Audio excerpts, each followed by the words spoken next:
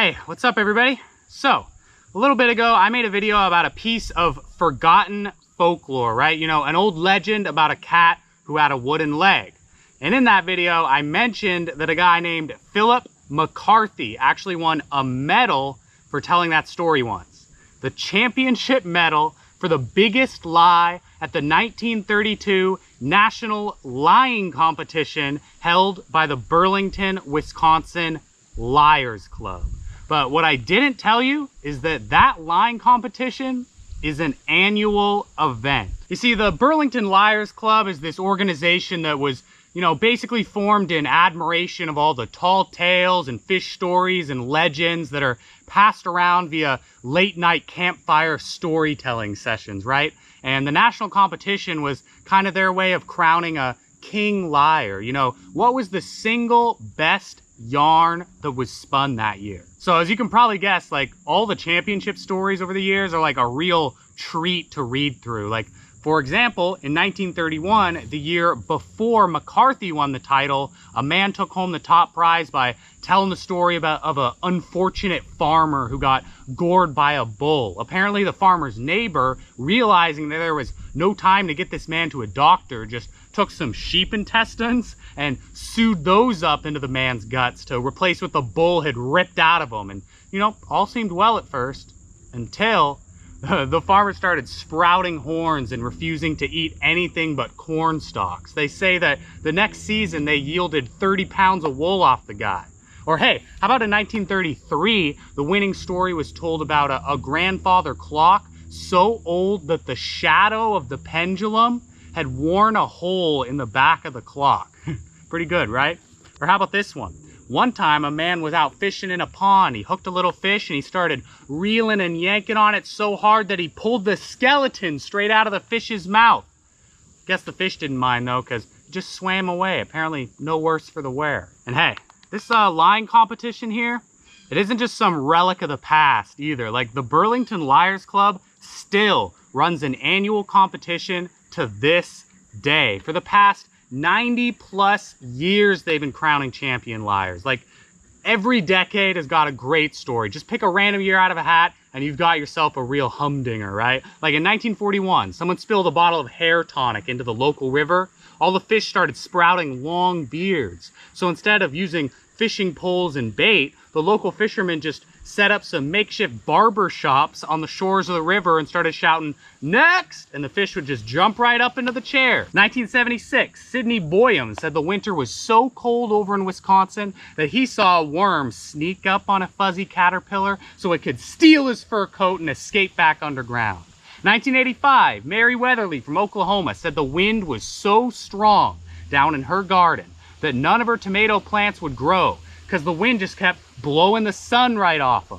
1990, Winter had a sister so thin she could hula hoop with a Cheerio. 2004, it rained so hard that even the local lake had puddles forming on it. 2016, an old man stayed at a fancy hotel for the first time in his life, and he ended up in a bed so big that he needed a GPS to find his wife. And that is just a few. Like, every year has a winner with a great story. The National Liars Competition has a long, colorful history behind it, and it's just this great, like, super fun little thing that I'm glad exists in this world, right?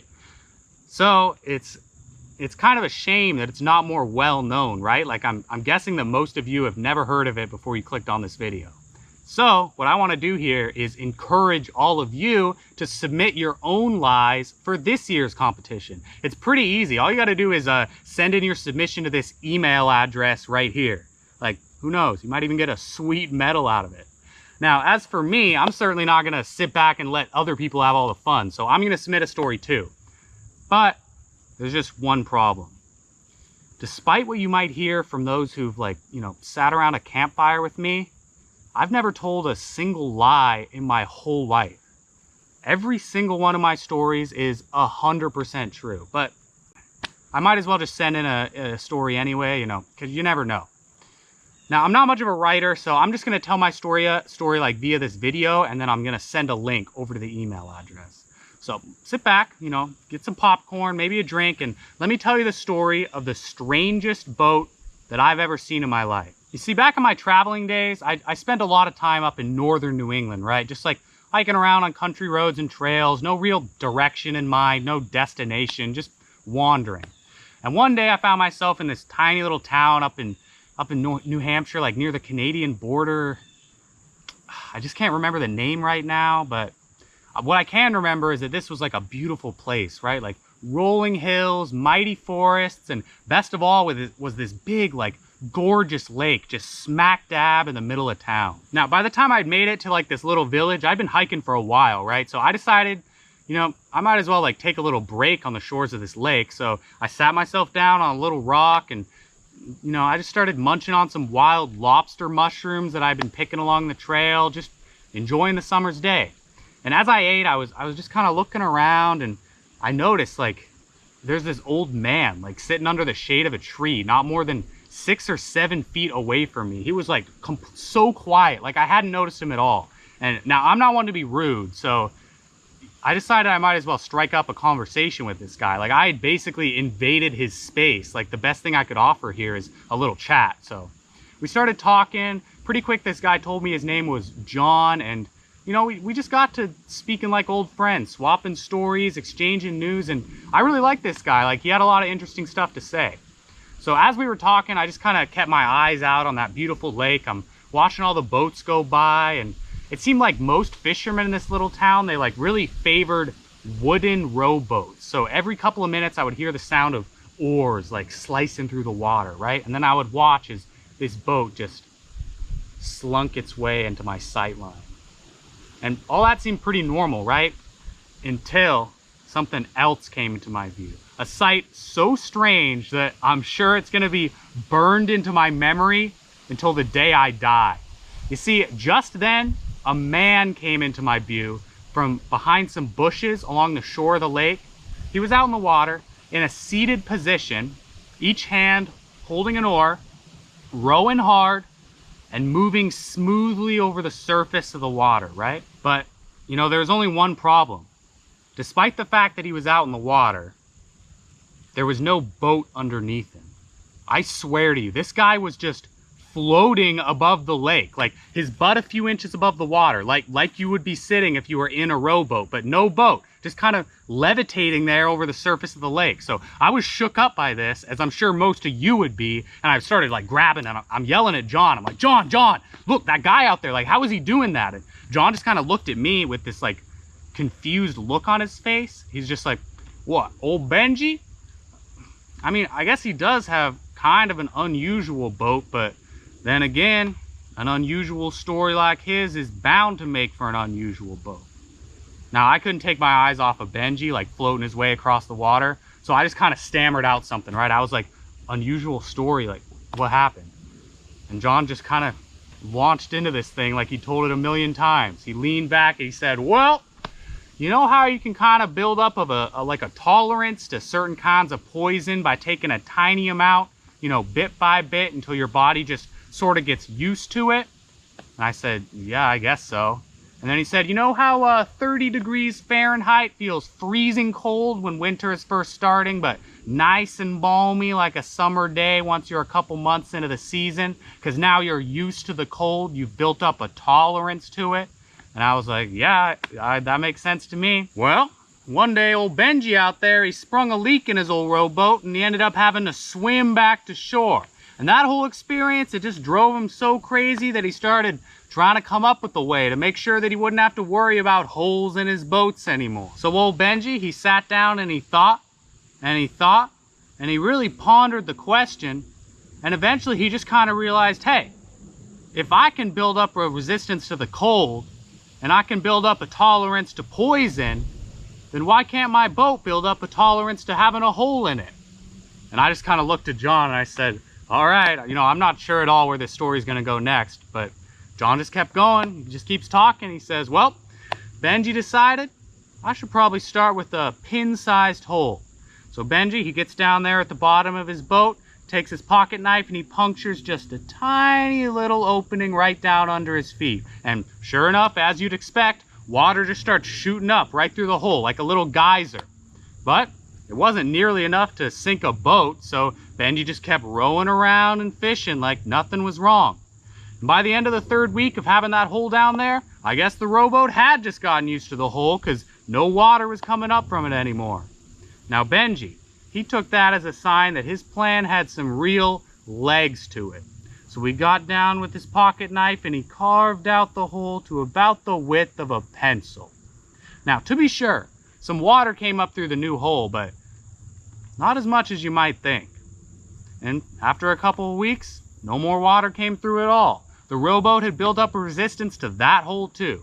So Benji, he just kept making the hole bigger and bigger. As soon as the size of a dinner plate, pretty quick after that, it was getting as big as a wagon wheel, and then it just kept growing and growing and growing until Benji ends up with the boat that he's riding around in out there today. And so John finished his story just like that. And I looked at him, there was silence for a minute, and I just started talking a mile a minute. Boat? What boat are you talking? There's no boat out there. That boat is all hole. He expanded the hole so much that it swallowed the boat. There's not even an ounce of wood left out there anymore. Like, what's keeping him afloat? And once I said all that, John, like a new look kind of washed over his eyes. A look of like realization, of like shock even. And he stands up, he rushes over to the shore of the lake, and he cups his hand, and he starts yelling out, "Benji! Benji! Hey, Benji!" And Benji, he turns to look at us. "What?" he calls back. And John's getting real excited now. "Benji! Benji, you ain't got no boat left. Yeah, your hole, it got so big it swallowed the whole boat up." Now let me tell you, Benji was quite a ways away from shore, but from where I was, I could still see his expression. It was that same look of realization that I just saw pass over John's face a moment ago. Benji looked down at his feet, around himself, maybe hoping to spot even the smallest little bit of wood, and then, sploosh, he dropped like a stone down into the lake. And he comes up yelling, all angry and worked up, and I decided that I better take my bow and get back to the trail, right? You know, I didn't really want to be there once Benji got back to the shore, because it's kind of my fault, right? I sort of ruined his boat. So I packed up and I just got right back on the trail. Now, it was a pretty hot summer's day, and you know, I had this real nice thick pair of waterproof boots on, and you know, those boots of mine, they offered like a lot of protection, like not just from water, but rocks and dirt and everything your feet might encounter on a trail, right? But so because of that, they were pretty dense, and it was hot, so I started sweating like real bad. My toes were drenched in sweat. So I got to thinking, and I just started like playing with this idea I had in my head, you know, about how great it would be if I could just cut the smallest little incision of my boot, like just this tiny little hole, you know, just enough to let some air in there to cool my feet down. But you know, then again, if I did that, the boots wouldn't really be waterproof anymore, right? Like dirt could get in there, sand, a rock, even a bug. But then I thought, hey, maybe if I start with just a real tiny, small little cut, I could give my boots the chance to build up a tolerance to having a little hole in them, right? And maybe that way I can get some air down there without giving up any protection. So I crouched down, grabbed my pocket knife, I carved the tiniest little pinprick hole I could in the sole of my boot, and well, long story short, I still wear that same pair of boots today. Pretty cool, huh? Thanks for watching, guys.